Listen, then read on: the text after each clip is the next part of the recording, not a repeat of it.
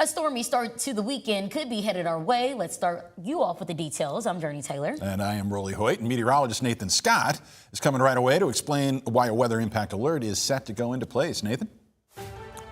Rolling Jurnee, we had that weather impact alert for Friday because our confidence in a line of storms that will impact the region has gone up significantly compared to what we were looking at yesterday. So expect periods of heavy rain, especially in the morning as this line makes its way through. That's going to impact your commute and also any outdoor activities. The timeline, 7 o'clock all the way until 10 o'clock in the evening is what we're looking at with the potential of showers and thunderstorms throughout the entire day. There is the potential we could see some strong, possibly severe thunderstorms, but that threat is low. So the best idea, stay alert, stay informed. We'll keep you updated here on THV 11 on our streaming app platforms, and also, of course, THV 11 app as well. So here is the radar right now. It is all quiet in Arkansas. We've got more showers and thunderstorms, though, developing into Kansas and Oklahoma. These cells will develop into a line, and future radar shows that line make its way into northwest and north Arkansas through the early morning hours. This may be off an hour or so, but expect a noisy start to your Friday. Lots of lightning and thunder with this line, some gusty winds, maybe some hail. The severe weather threat is fairly low, but we do have a level 2 out of 5 when it comes to that severe weather potential throughout the day on Friday. And the main threats would be for storms that could try to produce some gusty winds, 55 to 65 miles per hour. Also some hail. The largest hail size primarily will be focused into southwest Arkansas, and the tornado threat, it's very, very low, but we certainly can't rule it out. Now, severe weather potential sticks around through the weekend and also into early next week. I'll have more on that, and a look at future radar coming up. All right, Nathan, thank you. The iconic Little Rock School, famous for its role in the civil rights fight, now at the center of a new debate over equal access. That is how advocates are framing the disparity between the boys' baseball field at Central High and where girls play softball 3 miles away. THV 11's Carter Thweed is at those softball fields tonight as the school board discusses Title IX accommodations as we speak. Carter? Yeah, these coaches want to make it clear they're not trying to pit themselves against Central High's baseball team, but they do take issue with the fact that the guys play at a brand new state-of-the-art turf facility while the girls play here at a local park that they say has its fair share of problems.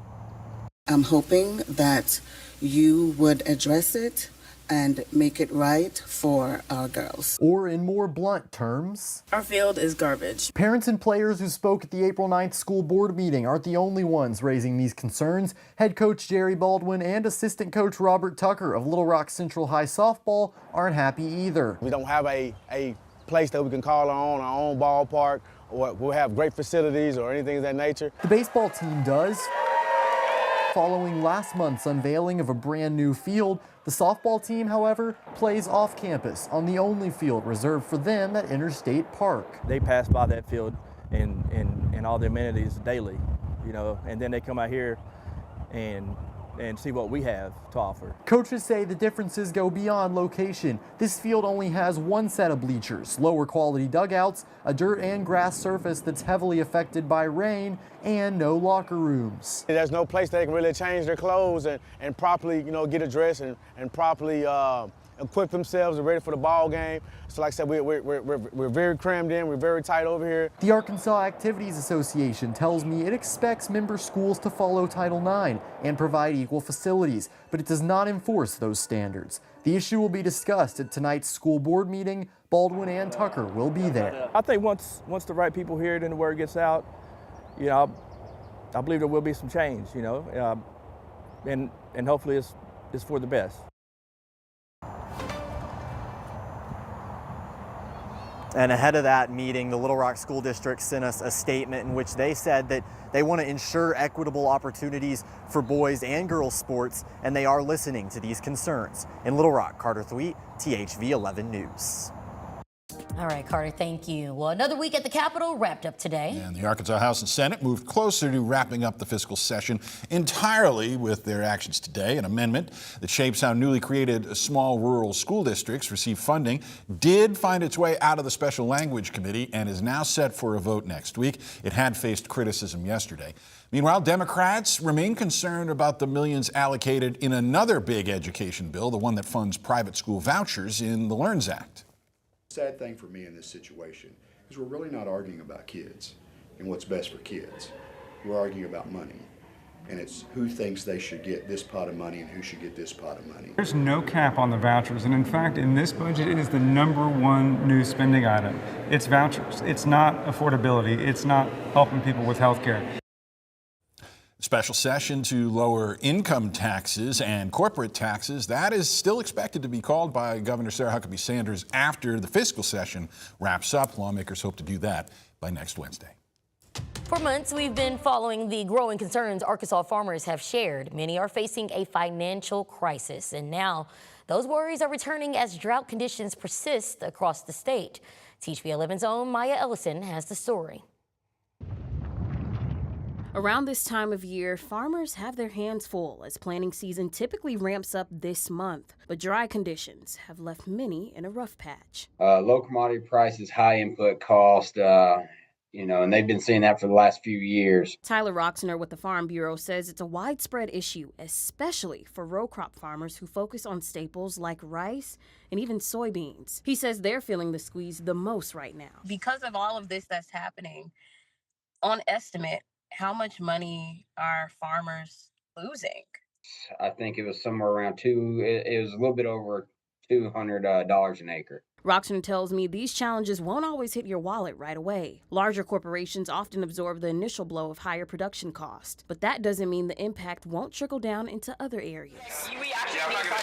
Restaurants like the Root Cafe rely on local produce and smaller farms for their supply. We obviously like to support the farmers, put that money back into the local economy, and it's just fresher, better food. Head chef Jonathan Arrington manages the inventory here. He says while dry conditions haven't forced a menu change just yet, he's keeping a close eye on his suppliers. If our producers need to raise their prices, we will pay to buy from them. One of those producers is Barnhill Orchards.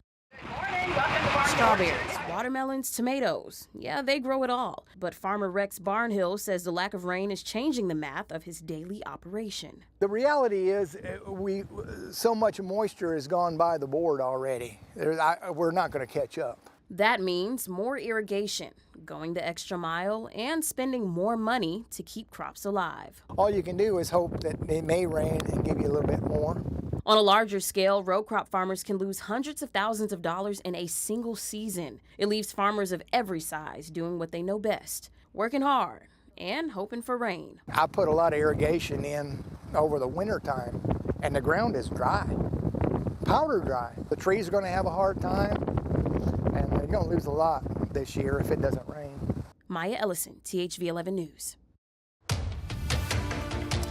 Maya, thank you. President Trump has gone from saying the war with Iran should take about 6 weeks to today saying he's in no rush to end it. He used that line while talking with reporters from the White House today. He insisted it should be the regime in Tehran, though, that should be feeling the pressure.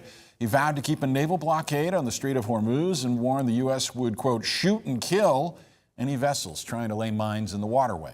The president also raised the question of whether Iran is delaying peace talks to buy more time or because of fights over who's in charge. They want to make a deal.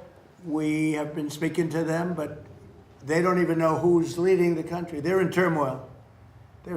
So we thought we'd give them a little chance to get some of their turmoil resolved. At the same time, the Pentagon released footage of special forces seizing an Indian flag ship supposedly carrying oil from Iran. One of some 30 ships, the Pentagon says the Navy has stopped and turned around. A voice that shaped a community and a sound that reached far beyond the church. Tonight, the life and legacy left behind by Bishop Kenneth L. Robinson.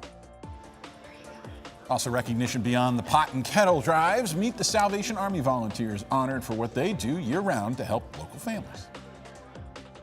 We'll close out the work week with some sour weather. We're going to expect a good chance of showers and thunderstorms throughout the day somewhere here in central Arkansas. That's going to hold the temperatures down into the 60s through most of the afternoon. Also watching out for the potential of strong to severe thunderstorms. I'll have more on that and how much rain we could see over the next 7 days coming up.